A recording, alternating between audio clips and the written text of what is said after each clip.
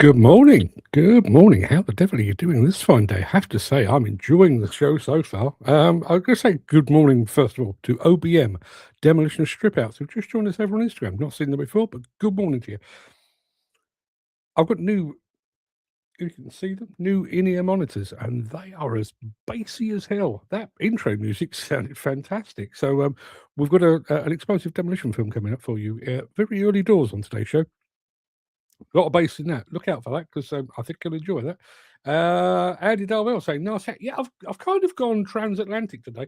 You can tell this is actually a Union Jack scarf that I'm wearing. So good old British with a bit of good old American to go with it. Listen, I like to think I have a foot in both camps. Ken Hatter has joined us as well. Morning, Ken.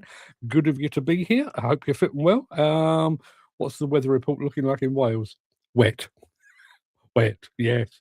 Bit like that here, actually. Chris Ford is here. Morning, all. Just in time to say hello before I go at 10 a.m. meeting. Chris, it was good while it lasted. It really was fantastic to have you here. Have a good day. Latham's Plant has just joined us over on Instagram as well, and as has Jodie Sims. Good morning to all of you. Quickly, we have a bit of a fascination with vintage plant here on this show. Have you ever thought that marks you as unusual, a little bit strange, a little bit unique? You're not alone. Normally, when I post something over on our Facebook page, on the Demolition News Facebook page, we might get 5,000, 10,000 views. That's fairly regular, not a problem at all. When we posted details of our HIMAC publication, the history of HIMAC, 107,000 people have looked at that, and most of the I was going to say most, an awful lot of them have commented. Sadly, not all of them have downloaded the book, which seems crazy given the fact that it is entirely free. Kind of wish I'd made it chargeable now, actually, because it's certainly our bestseller of the year. Not our bestseller of all time, but it's certainly our bestseller of the year. And there's more to come. I'll tell you a bit more about that a bit later on. Andy Darvell saying, "How's Plymouth, Dan?" Well, he sent. I dropped some photographs in the WhatsApp group last night of one of the places called the Bluebird. Looks like a fish and chip shop to me. I'm not entirely sure if that's the case, but if that is the case, you'll be well set. Fish and chips every day that you're there. But how is Plymouth? What's the weather like down in Plymouth today? Yes. How does Plymouth sound? For those of you that know, you know. So, loads to get through today, including I'm having another stab at historical content. Wasn't entirely satisfied with the one that we did for HIMAC. Not entirely satisfied with the one that we're doing here, and I'm starting to wonder if actually these don't belong as a video. Maybe they exist purely as a piece of written work, but I'll tell you more about that when we get there. So I'll tell you what, without fanning around now, let's get on with the show, shall we? I'm going to roll the intro and get the show on the road. Just as soon as I can remember where I've parked the button. It's there.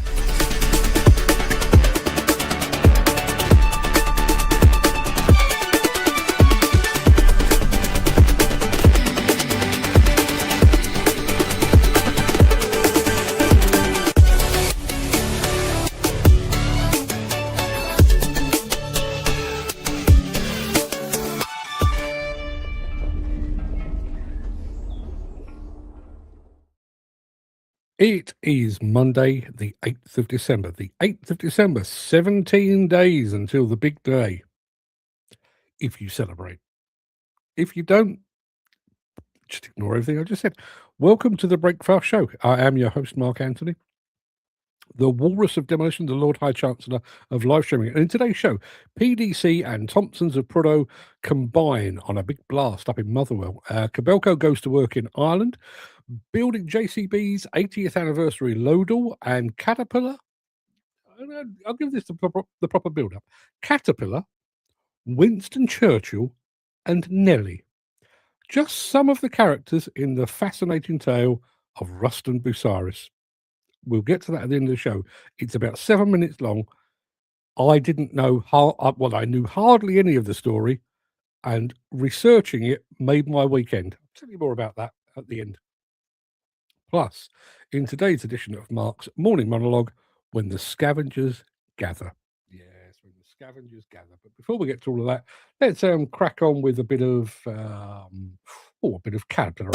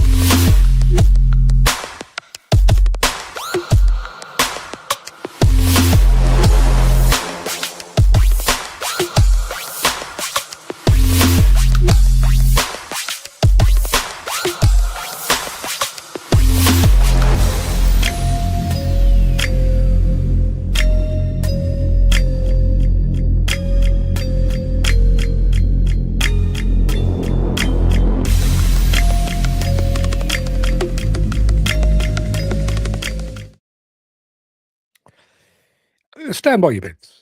I'm just going to. I wish you could hear it. These new in-ear monitors, that music sounds amazing. These are exactly the same model. They look slightly different. I've basically reordered the in-ear monitors I had before. But these have got so much more bass about them. That music sounded awesome. So, couple of people. I'm going to say good morning to Adrian Brillhart, all the way from Idaho. Idaho, home of the potato. That's all I know about Idaho, but good morning to you. And as I said, stand by your beds. Do stand by your beds because one of my mates and one of my idols in the business, Mr. John Woodward, former IDE president and all-round good egg. He says, morning, Mark, you could do a historic look back at tower block demolition in Scotland, as there's a lot of content to share. Now, John, you have just given me an idea, which you do quite a lot. If I tell you, demolitionnews.com was his idea. It was his idea. So far, I've been focusing on the history of equipment manufacturers. So I've done HIMAC.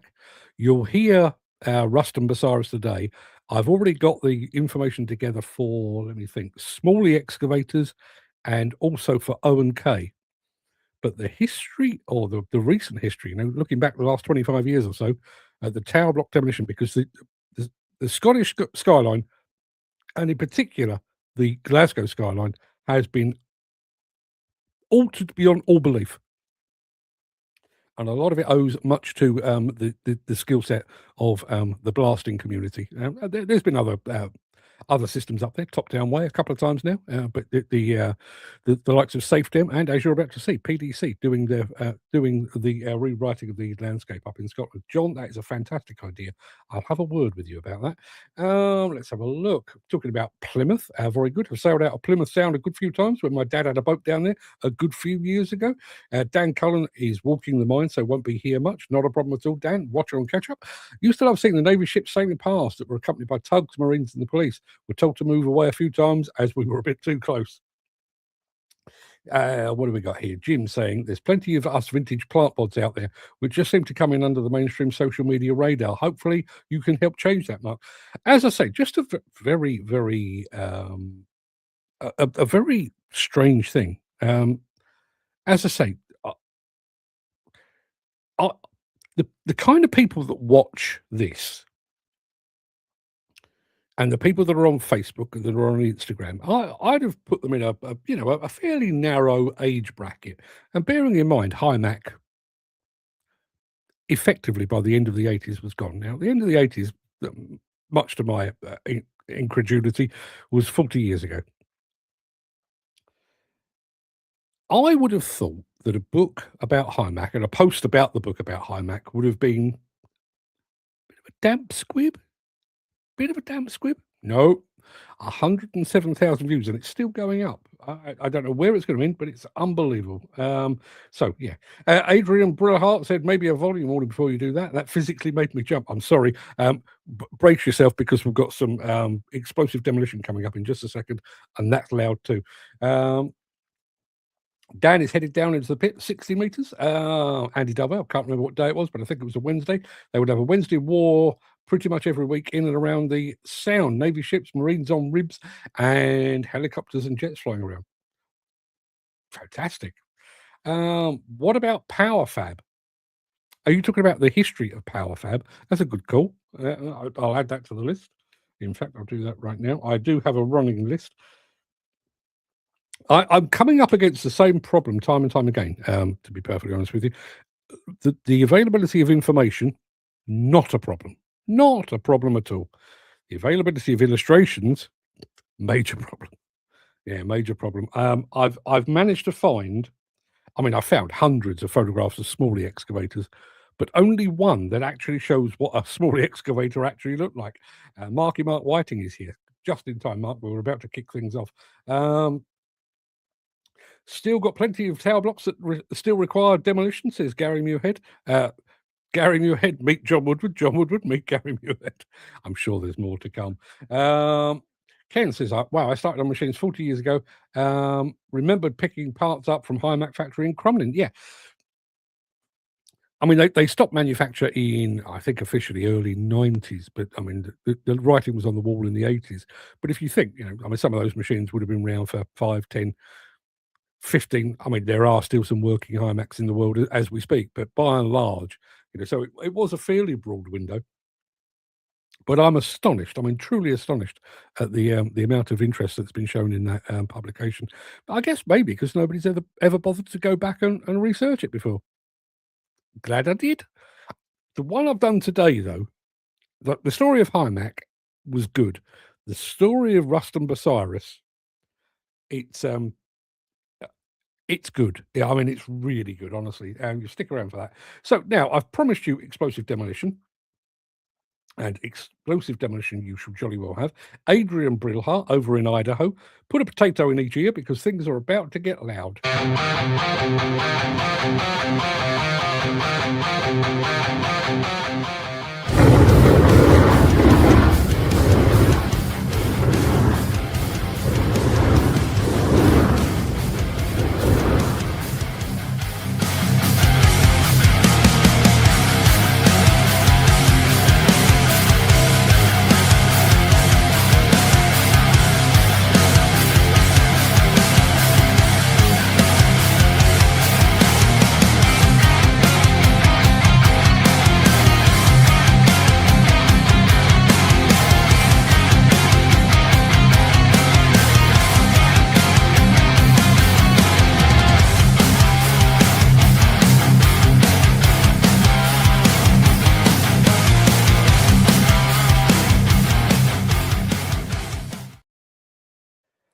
Just very quickly, listen, I'm no expert. John Woodward, if you're still here, you are an expert, but I'm no expert. That close-up of the pile from the drone shot at the end,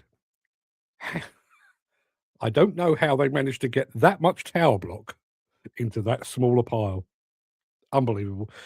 PDC Limited, our friend Cormac McLean and Thompsons of Prado joining forces there to do that over the weekend. That was up in Motherwell. Another Scottish blast, yeah, top work, I think. I wonder if they ever salvage the banners from the top of the buildings. I don't even know what's left of those banners at the end. John, if you're still here, can you salvage those banners, or are they just sacrificed? My guess is they're probably sacrificed, but listen, as I say, I'm not the expert, but we do have an expert in our midst. We'll be back in just a moment with some Kobelco over in Ireland after this. If you are enjoying this episode, please consider supporting the show. You can leave us a tip at buymeacoffee.com/demolition news. Yeah, let's go over to Ireland, shall we, and meet up with a customer who is very happy with his Kobelco.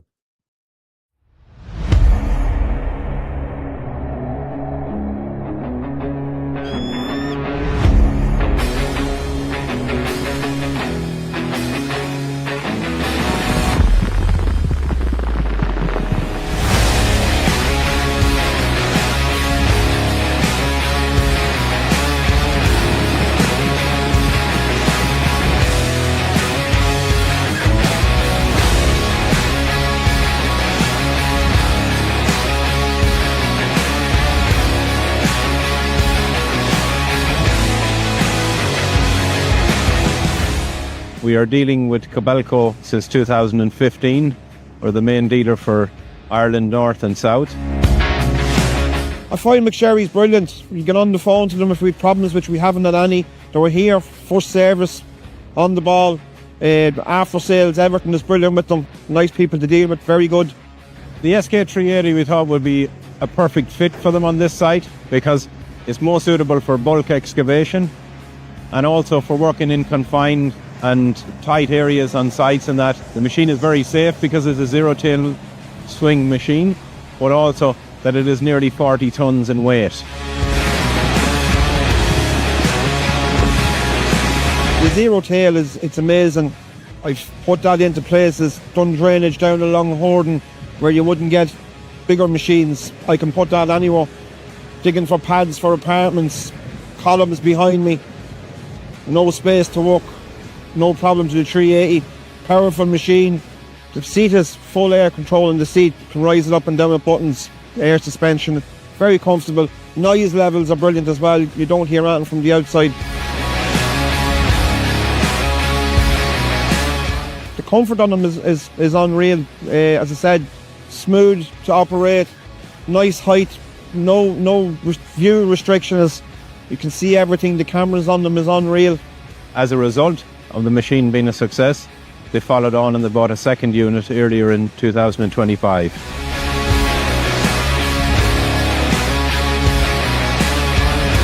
Kobelco, as we know, are a proven excavator, They're Japanese built and assembled, and that, which is one of the very few excavators on the market in Europe at the moment that are fully Japanese built and assembled.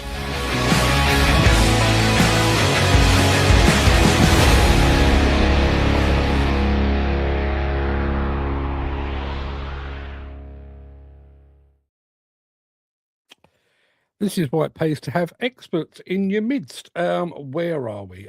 Gary Muirhead said, I wonder if they ever salvage the banners from the top of the building. John Woodward says, you can, but normally they're too badly damaged. So there's your answer. Speaking of John Woodward, he's just come back from with this. I'd heard this story a bit.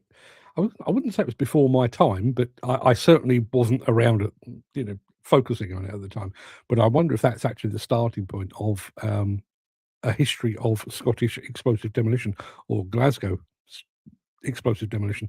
And if you remember, Helen Tinney was killed by flying debris at a blowdown in September 1993, and Glasgow City Council said explosive demolition would never be used again. That changed when TDS, as Technical Demolition Services, and PDC, who just did the Motherwell blast, did Sighthill Phase 1 in July 2008. Very bold of Glasgow City Council, I think, to go back on what they'd said previously, and their decision has proved to be correct, because there's been some absolutely phenomenal blasts up in Scotland. Helps the fact that you've got the likes of SafeDem up there, who are Premier League explosive demolition companies. So yeah, but John, I think we need to have a chat about that. Gary Muirhead enjoying the Irish crack. It must be the largest size machine in tons that's zero toe. Oh, I wonder what that is. And wow, Gary, I didn't realise that. I remember that. I was there that day, 1993. You must have been but a boy, but back then, Gary. When was that? That's 28 years ago or thereabouts. Is it 28 years ago? 32 years? I can't do the math, but it was a long while ago. But yeah, obviously a tragic event. But as I say, very, very pleased that the industry managed to prove itself once again. We've got more. What have we got next coming up? JCB, their 80th anniversary celebrations are ongoing. I've got a quick film for you. Then you get to meet our new book lady, another one.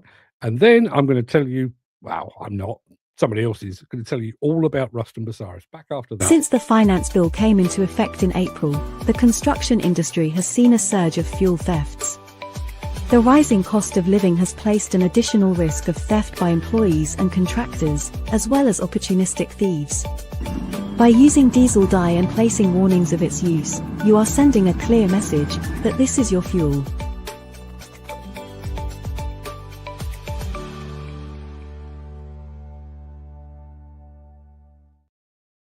I've just done the maths 32 years ago. And Gary says they had to stop all the traffic and railways in the area. They still do a lot of that. I mean, depending on location of the actual blast. I don't know quite how close that blast that PDC did was to roads, railways, but they still often do that. John has been kind of at the heart of that. You know, he's been there at the blast point, but he's also been involved in community liaison and everything else. I think that book, John, might need to be a joint. It's about time you and I wrote another book together. But for those of you that don't know, we did. My dad does demolition. My dad does demolition, and my dad drives a digger. About 100 years ago. About time we did something else. And now you're semi-retired. Yeah, maybe we should sit down and have a look at that. Now, I promise you some JCB. It is their 80th anniversary. It's also the 50th anniversary of Lord Bamford becoming the main man there, the chairman.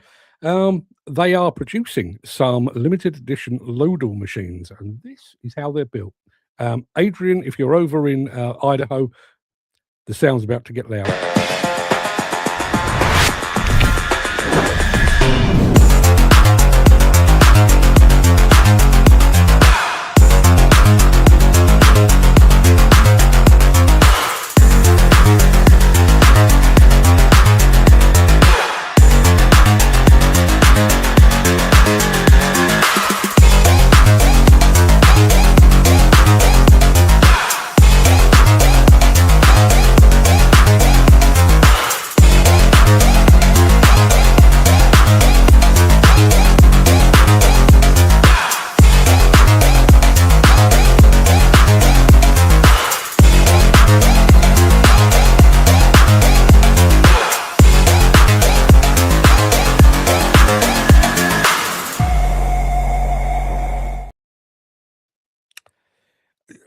I hope you enjoyed that. I had a comment here from Gary who says John needs to bring out a life story in a book. He does. There are quite a few people in the demolition industry that I think would merit a book. John would be one. Terry Cornby's already taken care of it, so he's already done his. Dick Green, who, you know, veteran blaster, he would make another good subject. And I tell you who else I'd love to see a book from would be David Sinclair. David Sinclair is William Sinclair's father. So William Sinclair is the main man at Safe Dem, and his dad now is over in the States doing demolition. But David Sinclair probably has quite the distinction because he ran a demolition company in Scotland, emigrated to Australia and ran a successful demolition company there, and then emigrated to America, and guess what?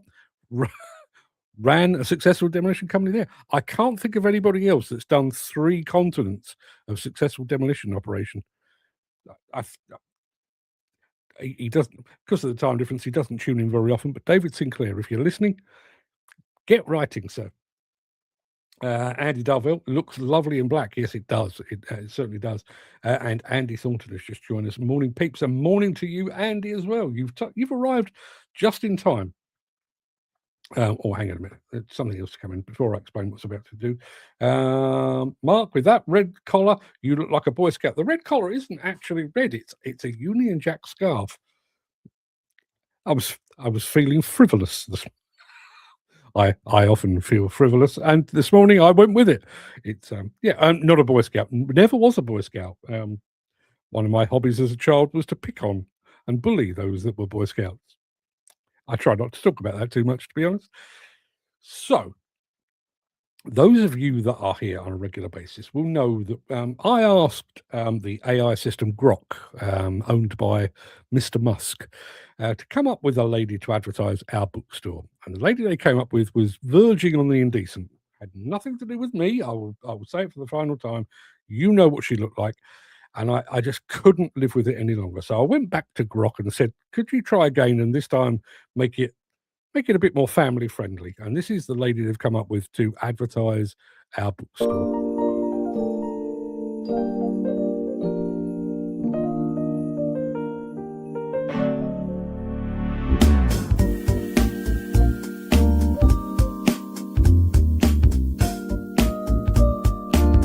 It's good to read.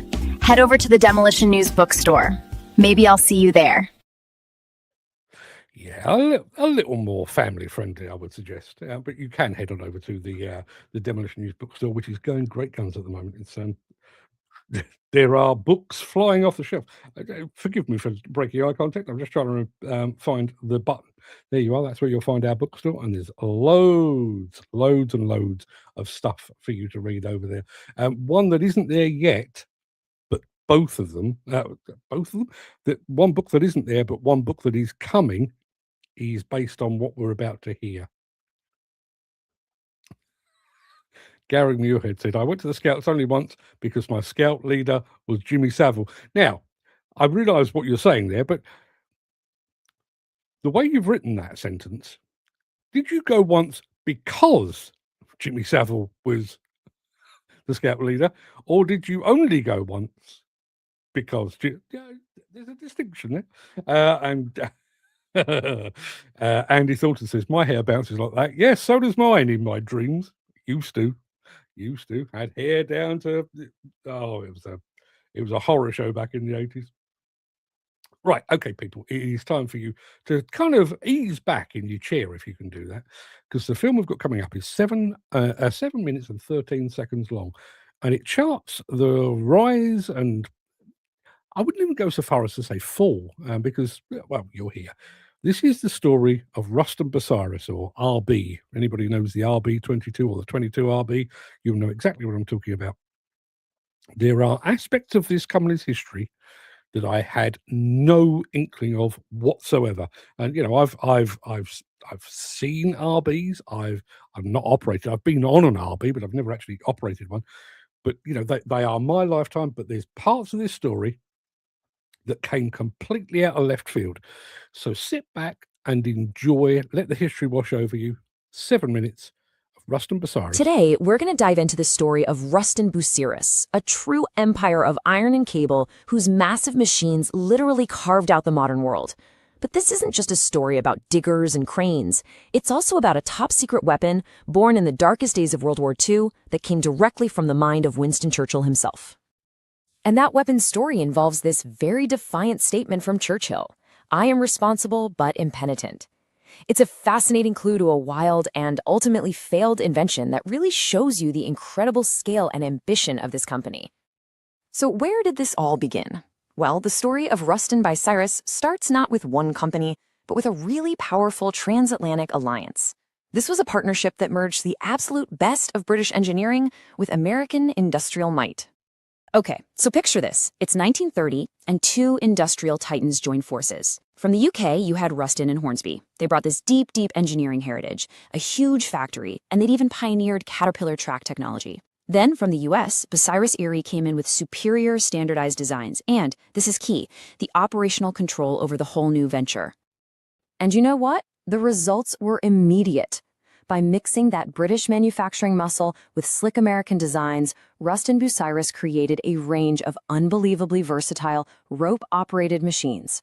Models like the famous 19RB, known as the Universal Machine, could switch from a shovel to a crane to a dragline in no time, cementing the company's dominance for decades. But then, everything changed. The outbreak of World War II completely upended the company's trajectory. And it led them to one of the war's most ambitious and most secret projects, with the order coming straight from the Prime Minister. So let me introduce you to Cultivator Number 6. Yeah, not the catchiest name. It was better known by its nickname, Nellie. And this was Churchill's brainchild. The goal? This was audacious. The goal was to build a machine so massive it could literally dig a trench across no man's land, giving cover to advancing soldiers. It was a World War I idea, really, but with the industrial power of World War II behind it. And when I say massive, I mean this thing was just immense. Nellie weighed a colossal 130 tons and was over 77 feet long. To put that in perspective for you, that's about the weight of 20 adult elephants. This wasn't just a machine, it was a mobile fortress of steel, designed to literally chew through the battlefield. But as brilliant as the idea was, it kind of stumbled in practice. Churchill pictured this burrowing behemoth, and to their credit, Ruston Bucyrus delivered, packing it with two huge 600-horsepower diesel engines. But during field trials, well, it could dig, sure, but it struggled badly in hard ground or with any obstacles. The verdict was pretty clear. This was a weapon for the static trenches of the last war, not the fast-moving warfare of this one. Nellie was never used in combat. So Nellie became what historians call a white elephant. An incredible piece of engineering, but ultimately useless for its intended job. But here's the fascinating twist.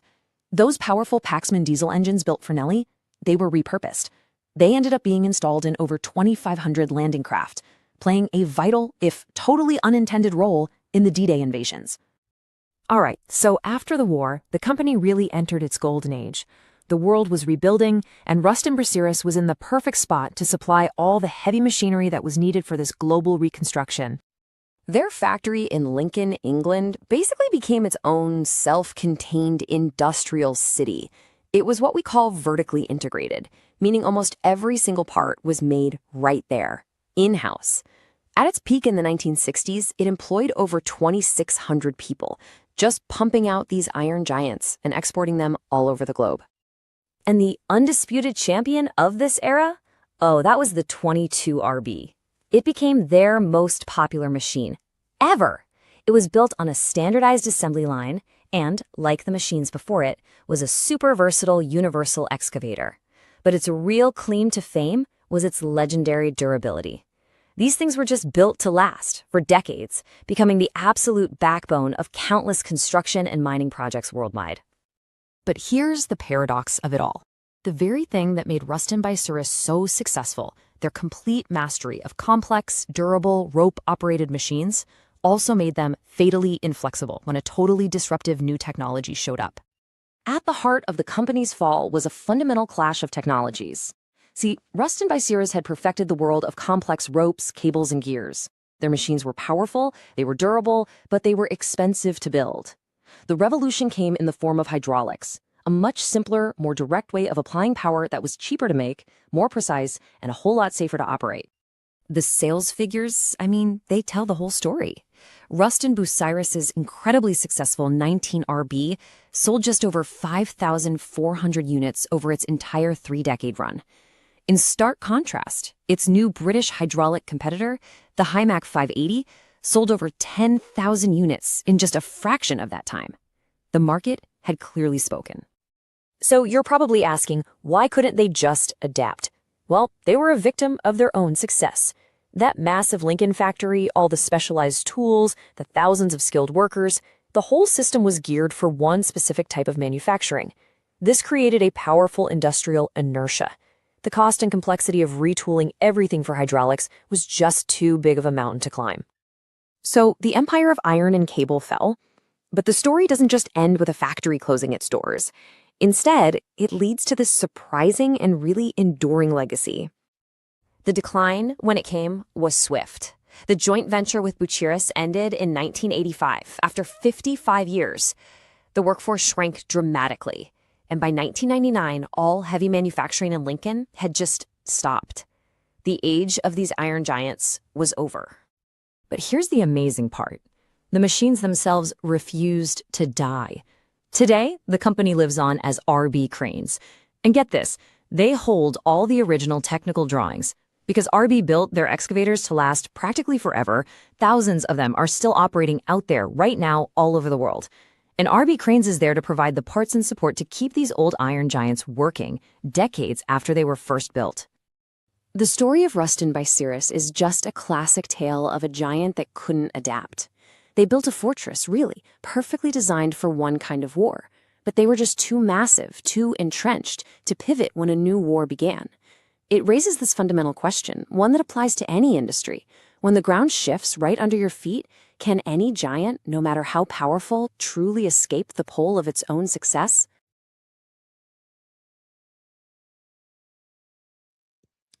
Loads to unpack there, but they originated the Caterpillar track, which they ultimately sold to Holt, which ultimately became Caterpillar and gave Caterpillar its name.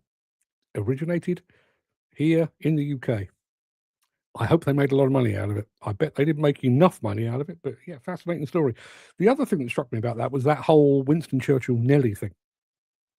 The National Federation of Demolition Contractors claims, it's kind of legend. I don't think there's any actual documentation, but they claim that the NFDC was formed at the behest of Winston Churchill to clear up the blitz-damaged buildings in London. No actual evidence of that, as far as I've ever seen.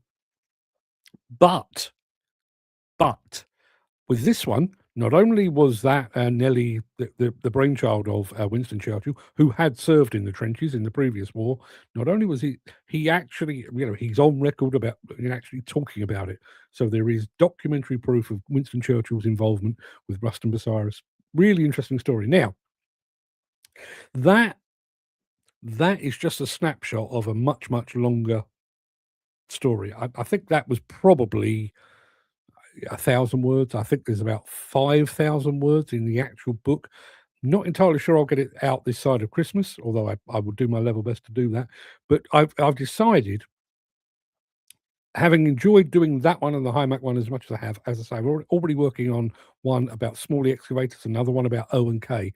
And my plan is to have what I'm in my head calling the Icon series. The iconic machines and the iconic manufacturers of the years gone by. It will be called the Icon series. We've got one in the can already, which is Hymac. Second one will be on Ruston Bucyrus. Third one will probably be O&K. And then we'll do, after that, we will go over to Smalley excavators and then possibly Power Fab, Pell Job, Priestman, and various others. Let's have a look. Talking about the Caterpillar tracks, it was on a tracked steam engine. It was indeed. Gary Muirhead, I remember working in an open cast mine next to a massive RD 1260 dragline, a walking excavator. Those are one of those pieces of equipment where you look at it and you think, a man came up with that as an idea. A walking dragline. Unbelievable. This one did amuse me, though. I remember moving an RB22 on a low loader to find that the swing brake was tied with a sun-blessed bread wrapper. I hadn't thought of sun-blessed for quite some time, but I do remember the wrapper. Yeah. British ingenuity and technology at its very finest. There you are. If you would like to get the Hymac book, you still can over at the bookstore. What I will probably do with the Ruston Bucyrus one is I will do a pre-order system on it, so you can actually put your name down in advance. It's going to be free again, so there's no cost or anything like that. Although, just very quickly, just a very quick point on that. The Hymac book is free. We actually host it on buymeacoffee.com, where you can leave a tip. You guys all know this. I have been very, very pleasantly surprised and very, very humbled the number of people that have downloaded the book free of charge and then have popped back and said, "Yeah, I'll have a $5 on me. I've enjoyed that." Didn't need to do that. Not necessary. Certainly not compulsory, but they did it anyway. And I have to say, thank you for that. If you're watching, if you've actually got a copy of the Hymac book and you've left us a tip, I am deeply grateful. Very, very quickly before I introduce our morning monologue, I need to give you a bit of background on. Was it? I can't remember. It was Friday night or Saturday morning. Word reached me that the UK demolition industry had lost not one but two demolition firms. BDS Site Prep up in Manchester. And also, I never know how to pronounce this. Is it Camic or Chamic? Demolition up in Edinburgh, in Scotland. Both gone to the wall. I was made aware of it, and then I kind of watched the spectacle unfold of people within the industry and their reaction to the double demise. More specifically with the Scottish one, but with both. And that's what triggered today's morning monologue. So let me put it like this. I'm just trying to remember what I called it. When the scavengers gather. Yeah, that gives you an idea of where we're headed right now. So that pretty much wraps up the main part of this morning show. Blah, blah, blah. I'm going to roll the outro in just a second before leaping gazelle-like over into my morning monologue. If you can't stick around for that, please stay safe, look after yourself, your family, your friends, and your colleagues. But if you do have the time and the inclination, I will be back immediately after this.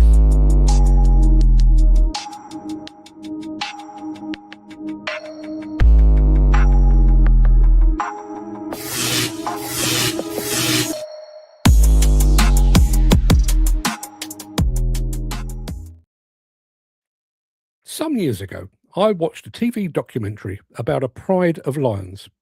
I can't be sure, but in my head, the film was narrated by Sir David Attenborough. During the film, one of the older lionesses sustained an injury during a hunt. The film followed her as she slowly succumbed to that injury. In the end, she took herself away from the pride before finally lying down to die. Even before she'd collapsed, the scavengers had gathered, the vultures, the hyenas, and the jackals. They were closing in even before she took her last breath, and even before the light of life was extinguished in her eyes, they greedily began to tear her apart. That's the circle of life. Mother Nature at her most brutal. The passing of one noble creature, ensuring survival for dozens of others. On the plains of Africa, where food is scarce and every day is a fight for survival, it's horrific, yet necessary. In the field of demolition and construction, however, the picking over the bones of the about to die or the newly deceased feels even more brutal and inhuman. When word hits the streets that a company might be in trouble, the scavengers begin to circle, tapping up the best employees with offers of work and a more stable future. What little hope the alien company had of turning things around quickly vanish as the workers that could have fueled a recovery leave. While abandoning the sinking ship before it slips below the surface might seem the sensible thing to do, it often comes with mixed feelings. Workers want to protect their families and their livelihoods, but when their former company dies, it will take a piece of them with it. As life ebbs out of the failing company, the scavengers close in further, sweeping up any remaining staff and eyeing equipment fleets with covetous glee. And then there is the most unpleasant spectacle of all, swooping like vultures onto the failed or failing company's client list, their sharp beaks pecking away at the juiciest morsels. They speak with practiced concern and choreographed empathy about how they're there to help the clients impacted by the sudden demise of their preferred supplier. At the same time, they're wringing their hands and licking their lips with gleeful anticipation that they might finally get to complete a project for which they were never chosen. This is all still the circle of life, of course. The demise of one company nourishing many others with experienced workers and incomplete projects. On the Serengeti, that circle of life is brutal yet vital. In the arena of demolition and construction, it seems even more brutal as the scavengers seem to take pleasure in the picking apart of a once noble beast. There's an unspoken bond among demolition contractors the world over. They're a brotherhood. Yet when one of their number suffers a company collapse, they often find themselves cast out. Where once they had the respect and support of their peers, they now have nothing. The phone calls and the invitations to industry events dry up. They're abandoned and alone. There's another difference between us in the demolition and construction industry and the animal kingdom. When the vultures and the hyenas have eaten their fill, they will leave the carcass. It may still be picked over by insects and bacteria that will eventually leave the fallen animal's skeleton to be bleached by the sun. In demolition and construction, however, our hunger is seemingly never satiated. Even after we've snatched up employees, contracts, and even equipment, we continue to desecrate the corpse of the fallen company. The rumour mill will be alive. Excuse me. The rumour mill will be alive with retrospective insight. I saw it coming. The writing was on the wall for months, and the directors have probably squirreled away all the money to fund their lavish lifestyles. Should any of those directors then have the temerity to return under a new company name, they'll be greeted with quiet whispers of, "It's too soon," or "Here we go again." No thought will be given to the bravery and determination it takes to dust yourself off and start again after a company is folded under your control. Instead, that previous failure is all too often used as a stick with which to beat those attempting to bounce back from adversity. Before we gather to pick over the bones of the fallen, it's worth remembering what their demise actually means. In that pride of lions, the fundamental dynamics of the community were undermined, and the pride became less effective. Those that relied upon the old lioness for their very survival found themselves abandoned and bereft. Those working for a collapsed demolition or construction company feel the same. They need empathy and they deserve support. The last thing they need right now are vultures circling overhead, eyeing them as the next meal. There you are. That's my my bit for the day. Sorry, my screen just got a little bit untidy. What do we got? What do we have over in the chat? Mick Norton is here. Good morning, Mick. You missed us talking about Ruston Bucyrus. Mick is a man of a certain age, and I'm sure he remembers the RBs very, very well. Chris Ford most certainly does. Drove an RB 150H, one of the worst. One of the worst diggers I've ever driven. It did the job, but it wasn't the nicest machine to drive. Even a JCB 807B was better. There again, my VC20 was made by RB. I'm yet to look at it's a Monday morning. I just want to check. Priestman made the VC20 was a Priestman machine, right? How did RB come to be making a Priestman machine? I'm sure it will come out in the when I actually do the research. There's two things that have struck me about doing these historic documents. The first is I'm staggered that something that is considered historical actually took place in my lifetime. I'm that old that history happened in my lifetime. That bit blows me away. The other bit as well, and as I say, I mean, I came in at the very, very tail end of RB and at the very, very tail end of O&K, the tail end of HiMac. So much that I didn't know. And I get, when you join as a journalist, I mean, when you join any industry, I guess, but when you join as a journalist, nobody expects you to go and study the history. You kind of arrive at a certain point. You know, I arrived in the industry in 87 or thereabouts. I arrived, and you know, so anything HiMac, RB, O&K prior to 87 was fluff over there. I was interested in the here, the now, and the what's going forward. So there's so much. I mean, the Winston Churchill connection to RB, never heard that before in my life. The fact that the Ruston Bucyrus Transatlantic Alliance were the people that actually invented the Caterpillar tracks. I had no idea about that at all. Mick says, great monologue today, Mark. Thank you very much indeed for that, Mick. Yeah, I wish I'd kept the lady's name, and I will drop her a line. There was a lady on LinkedIn on, I think it was Saturday morning, who was talking about the fact she wasn't working with Camic or Chamic, whatever they're called, anymore, but she'd been there for a couple of years. And she was saying, you know, she was really upset with the way that, you know, the company was being derided for having collapsed and everything else. And it just struck me as, yeah, I'd be exactly the same, very protective of a company that you work for. Let's have a look. Chris Ford says, Priestman invented the VC range, then Priestman were taken over by Sanderson, then Sanderson was taken over by RB. That's the abridged version. Rockbusters Inc. Hi, Mark. How are you doing? I'm doing very well indeed. Good of you to join us again. I've been on their podcast. Feels like a long time ago, but I've been on their podcast. See, there's another name, Sanderson. When I first joined the industry, Sanderson was a big deal. They were a big deal, and Wing It, they were another big deal. And there's so many from my, well, I say my. They certainly weren't exclusive to me, but there's so many names that we've known and loved and subsequently lost. I think I've got almost a bottomless pit of books to produce, assuming I can find, as I say, the information, but more specifically, the illustrations. Thus far, the HiMac book has got a HiMac illustration on the front cover. I'm going to do exactly the same again with the RB because, again, information and images rather, are very, very hard to come by. Smalley will be the same again.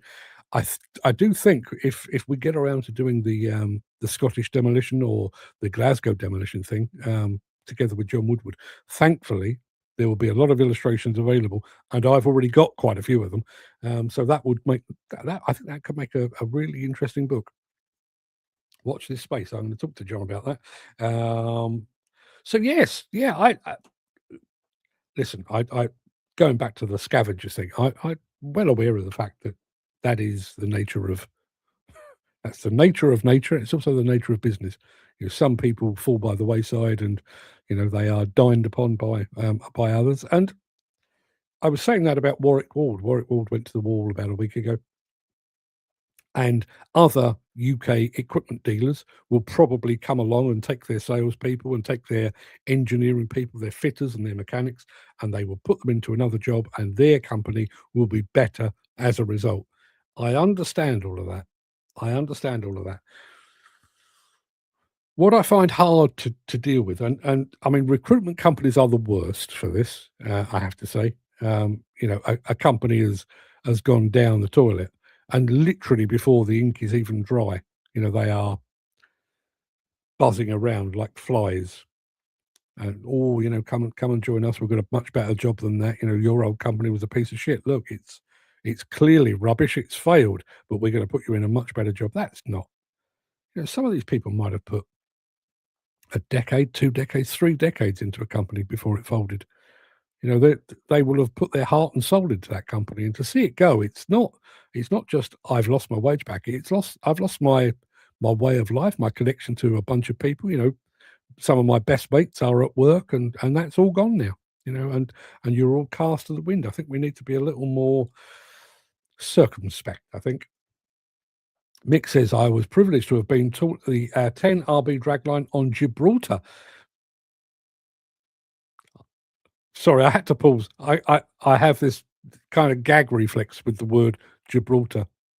I really don't like Gibraltar, but he was there in 1969. A few hairy moments navigating the tunnels and slopes, and the monkeys, one would imagine.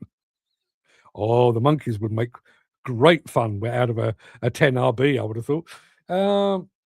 Chris Ford says, when I was a schoolboy,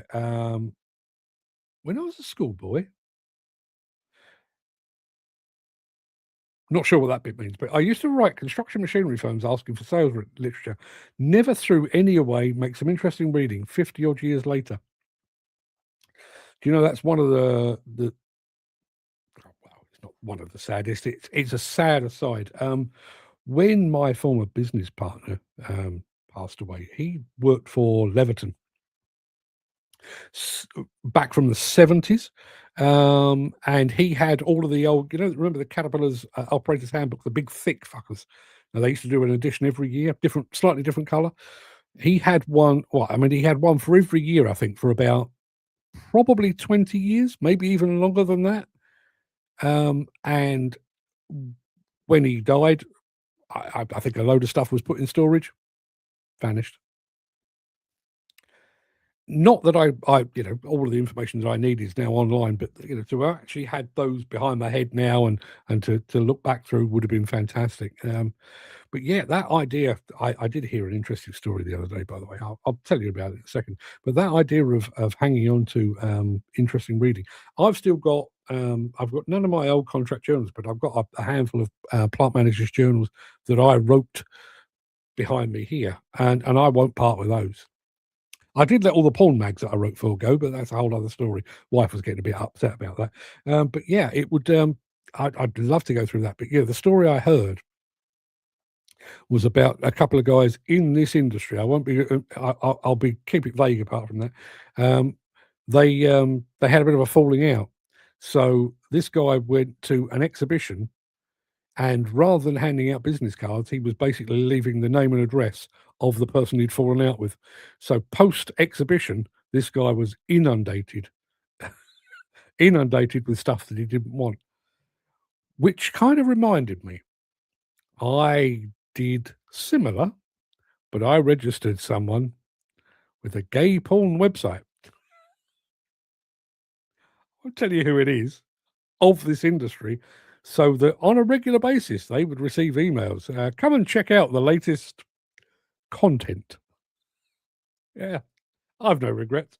I have an original 22RB operator's handbook with some magnificent illustrations, which you are very welcome to borrow for any research. Well, I mean, the research is done, as you've probably seen. I mean, all I need to do is lay the book out. And unfortunately, if there's any illustrations in there, a scan of a scan is going to look a bit rubbish. So, Mick, I really appreciate the offer, but hang on to your 22RB handbook. And offer it up on eBay, because I would imagine there'll be a few people who would be very keen to get their hands on that. Anyway, people, that pretty much wraps up the main part of this morning's show. No, that's not how we end here. That wraps up the entire show. We are on the countdown now. I meant to do this before I came online today. Was to look at the calendar to see what our working period would be. Yeah, well, see, Christmas falls on a Thursday this year. So my inclination is probably, obviously, go up until the 19th. Maybe do a show on the 22nd, just a chilled, not particularly video-based. Just turn up for a bit of a natter and stuff on the 22nd, and then probably shut up shop for after that, and then be back on the 5th. Just to let you know. So from the 22nd of December till the 5th of January, no shows. I hope that suits everybody. I will be uploading stuff, possibly if I get one of the books done over the break. I'll let you know about that. Clifton Rubber just joined us a little bit late, unfortunately, over on Instagram, but good of you to join us. Thank you very much indeed for being here. So yes, there you are. So now you know what we've got for this week. I mean, I'm here every day this week. I'm here every day next week. I am. And then you've got a couple of weeks without my happy smiling face. I hope you can manage. Christmas sounds like a plan. Yeah. I mean, last year, I seem to remember I had best part of 3 weeks off, which sounded good in theory, but when it actually came down to it, it was got a bit bored, if I'm honest. Jim says, I'm hoping there's going to be a 10RB and maybe a 22RB coming up for sale soon. Fingers crossed, one might come my way. Yeah, I can't remember what model it was. I know my old mate Richard Comley of Comley Demolition had bought an, I want to say a 10RB or a 12. And they had it in the yard of their demolition company. Hampshire-ish, fairly sure they're in Hampshire. And I didn't go to see it. I went to see the family, and it was there. And Richard had bought it as a bit of a project to restore, and sadly, he didn't live long enough to see it through. So yeah, doubly sad, that one, isn't it? So yes, there you are, people. That'll do us for today. If you haven't already got the High MacBook, you can get it over at buymeacoffee.com/demolition news. The RB one will be joining it very, very soon. I've got another one, which is I wouldn't say it's a work of fiction. It's a work of fact, but it's something that I've literally written out of the contents of my brain. I haven't had to go and research this. It's called In Defense of Demolition. That'll be coming out early in the new year. So keep an eye out for that. And we've got one other that we're beavering away on. It's quite nice to have a bit of assistance in the background going through some of this stuff. So we'll keep you posted on all that. But yeah, the book thing is becoming a bit of an interesting sideline, I have to say. And I'm thoroughly enjoying it. Partly because I just like looking at stuff, basically. I enjoy the research, but a bit more than I enjoy the writing, if I'm being completely honest. But that's I'll bore you with all that some other time. Anyway, people, go and have a fantastic day. If you haven't done your Christmas shopping yet, do it soon. Because if you don't, you'll regret it. And I'll be back here again tomorrow morning at 10 a.m, bright-eyed, bushy-tailed, quite possibly looking less like a Boy Scout, if I possibly can. Until then, everybody, have a good one. All the best.